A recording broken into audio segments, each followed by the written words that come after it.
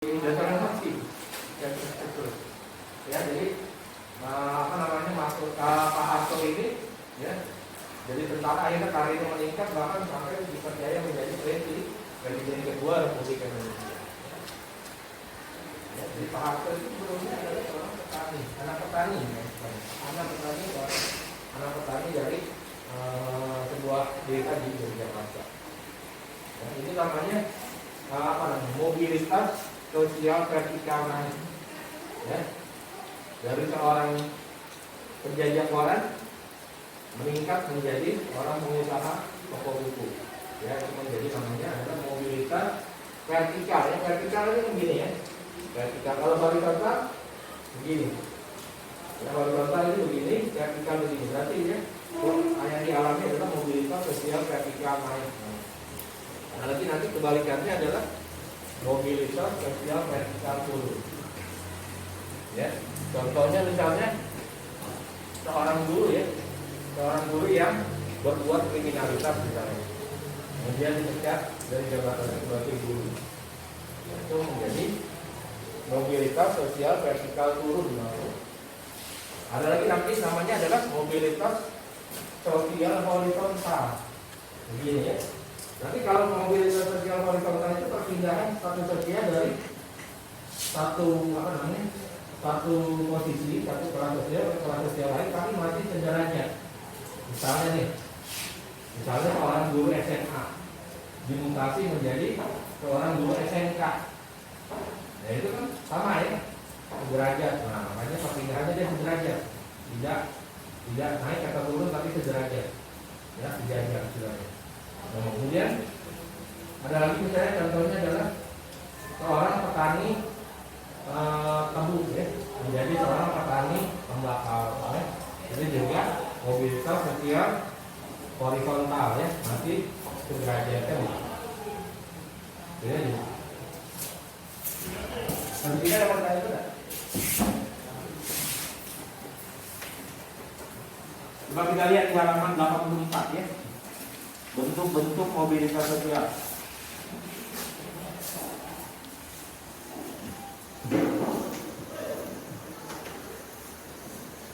Coba satu dibaca dulu oleh ketua kelas.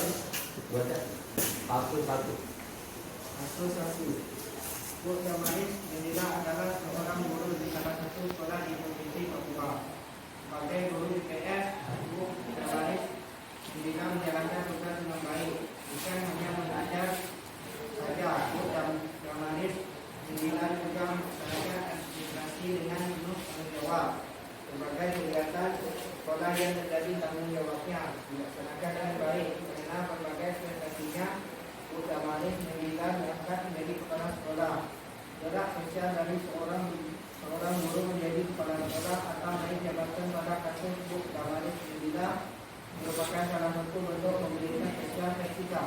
Nah, betul ya. Ya, itu bisa kesuksesan seorang guru ya yang berprestasi kemudian diangkat menjadi kepala sekolah ya. Ini nih Bapak jelaskan di sini ada mobilitas sosial ya.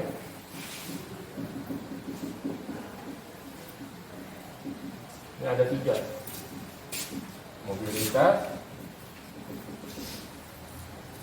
sosial vertikal.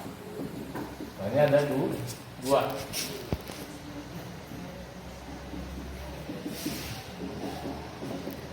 Kemudian yang ketiga mobilitas sosial horizontal. Nah, kemudian yang ketiga ini adalah mobilitas sosial lateral. Nah, yang ketiga ini mobilitas sosial lateral ini adalah mobilitas sosial ya, perpindahan seorang individu dari satu daerah ke daerah yang lain.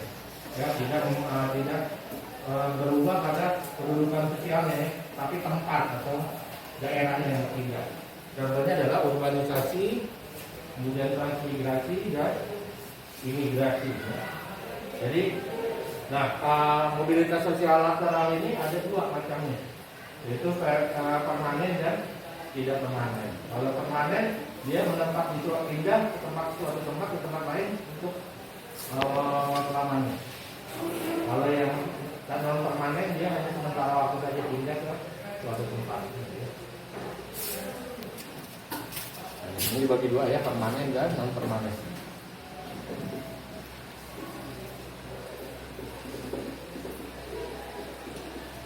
Jelas sampai sini?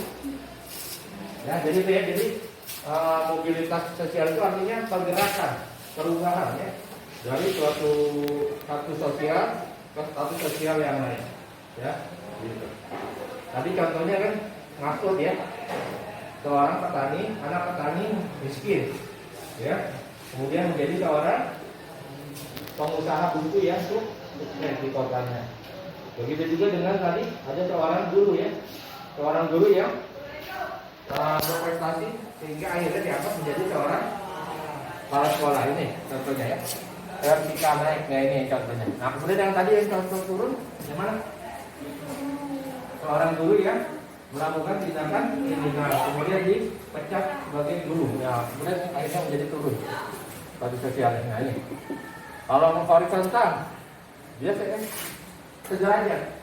Artinya tidak ada naik atau turun, tapi dia masih dalam keadaan sederajat, ya ke sejajar. Misalnya contohnya petani, tadinya dia seorang petani tembakau, kemudian beralih menjadi profesinya menjadi petani tebu misalnya. Kemudian seorang guru SMP di SMP 2 dipindahkan menjadi guru SMP 2, SMP 1, atau SMP 2 kan ya. Ini juga termasuk ya horizontal. Nah kalau mobilitas sosial lateral ini adalah perpindahan dari suatu tempat ke tempat yang lain, ya tidak mengalami perubahan dalam status sosialnya atau kelas sosialnya.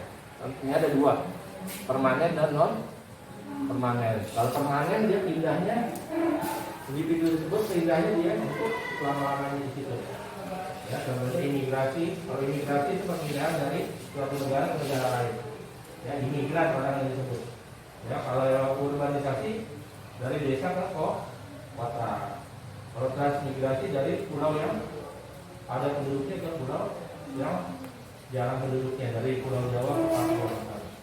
Ya tapi dia untuk jangka waktu yang lama, untuk selamanya. Itu namanya mobilitas sosial lateral permanen. Kalau sementara waktu pindahnya untuk sementara waktu saja di daerah tersebut ya dia kembali lagi ya itu namanya non permanen. Jelas ya? Atau ada yang mau ditanyakan? Coba nih jangan tiduran aja banget ya.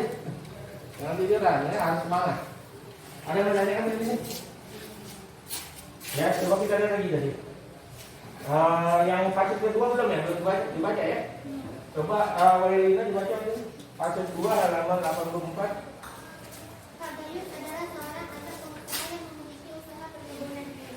Di beberapa tempat di Jawa Barat, Pak Gayus mengembangkan usaha dengan membuka usaha baru. Berarti bisnis berkembang perkembangan.